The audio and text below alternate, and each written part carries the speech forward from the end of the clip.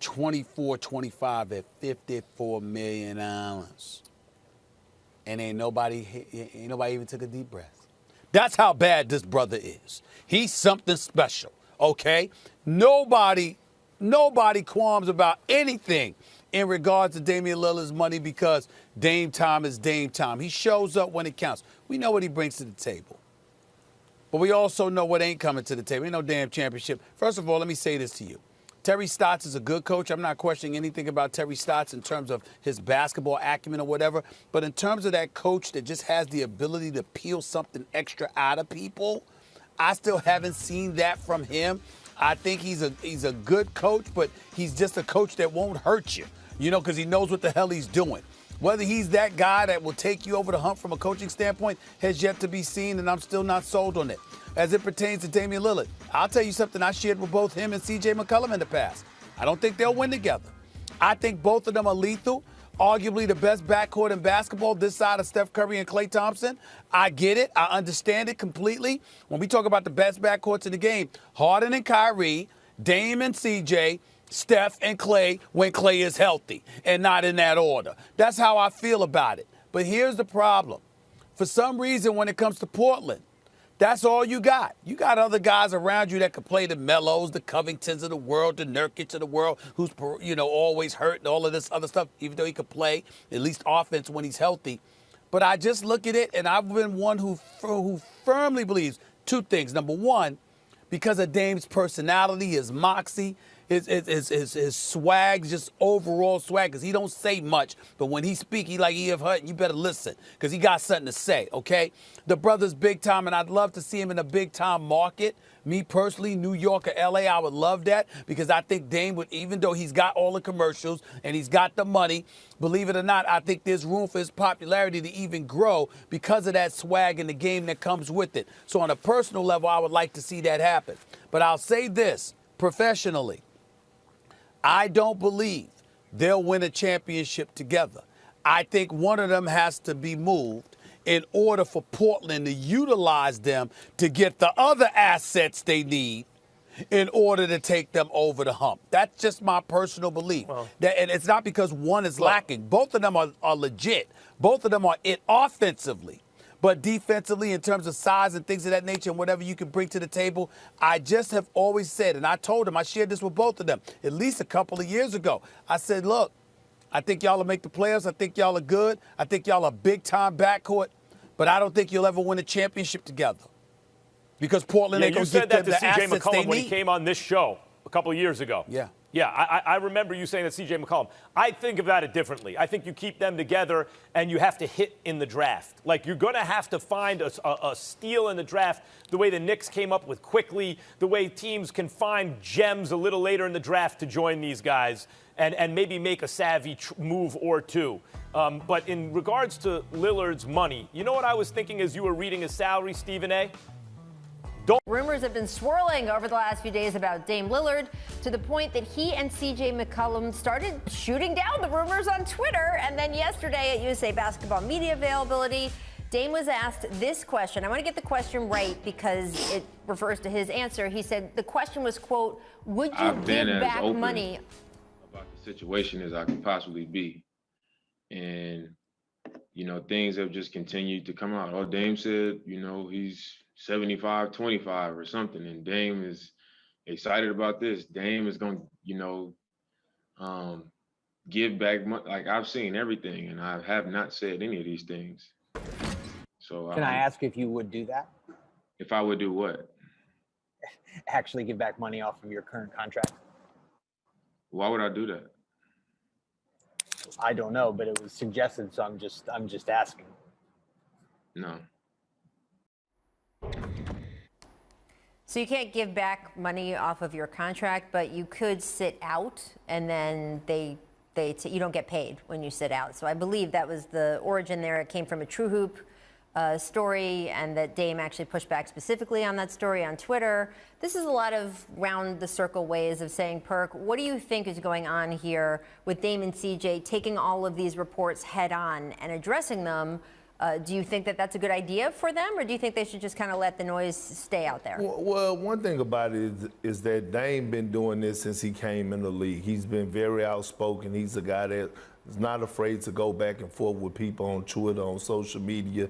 This is who Dame Dollar is. Now, my advice to Damian Lillard is now it's about time for those rumors to start to be true. He needs to speak out because after watching Russell Westbrook get traded to the Lakers, this should be an eye-opener for Dame to say, hey, what's next for me? Again, he's 31 years of age. And I just don't see the Portland Trail Blazers getting any better. No disrespect to C.J. McCollum. And I understand that Damian Lillard, he is a guy that said he don't want to run from the grind. And he's not running, okay? Right now I'm telling him to sprint, take off as fast as he can, and go find another destination and go find somewhere where you know you could actually contend for a title and be a title favorite, a contender. So, you know, my advice to Dame is it's about that time. Look, as much as any star in sports, Damian Lillard deserves the benefit of the doubt. If he wants to address these reports publicly and address them specifically, by the way, he should do that. He can do whatever he wants.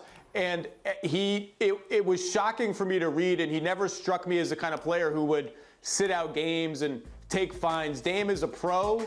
He's a team player, and I think the Blazers are frankly counting on that. That's what they're banking on for Dame. Dame's going to be a pro through all of this. He's not going to tank his value and all that stuff. So, look, Dame can handle this however he wants. He's earned the benefit of the doubt. And the bottom line is, we can read every tea leaf and every tweet and every Instagram post and every anonymous source and all this.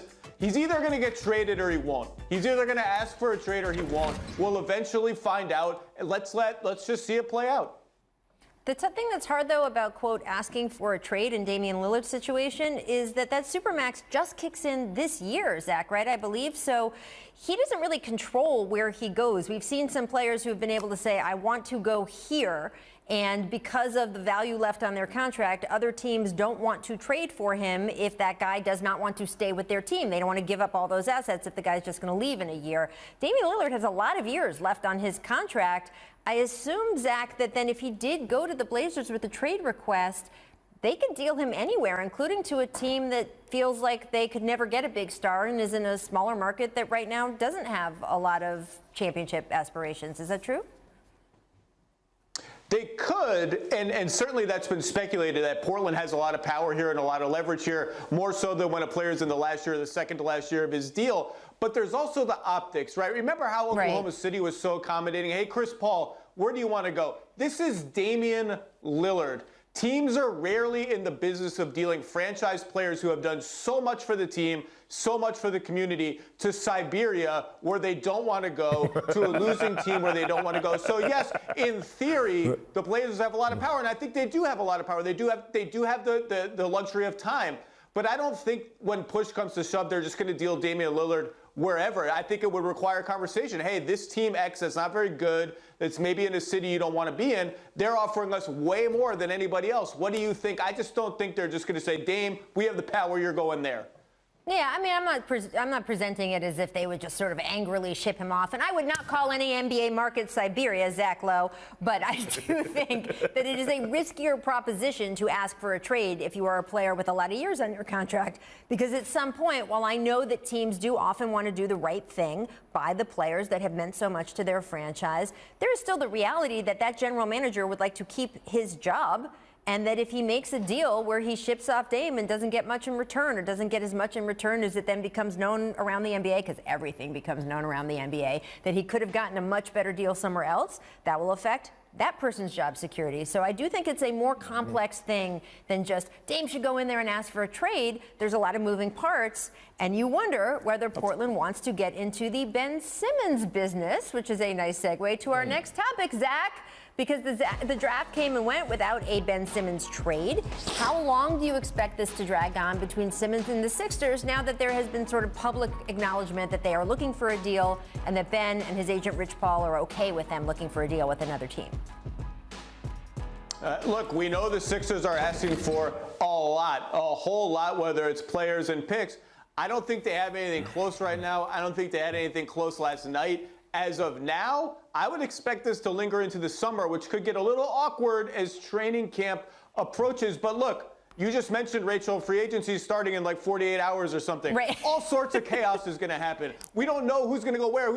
Things could change in 48 hours. Something could happen to a team that makes them want to get into the Ben Simmons trade. Something could happen to Philly that makes them more willing to trade Ben Simmons. But as of right now, this feels like it's going to linger for a while because I don't think they've really had any traction anywhere. You know what? It could go for a little while, but I don't think Daryl Moore is going to let it travel into training camp. I mean, watching the James Harden situation, you don't want that effect on your team, right? Philly is still a good team. They still have Embiid. They still have Tobias Harris. And if you can move Ben Simmons and get back some valuable assets, and I'm not talking about, trying to market him like he's Wilt Chamberlain.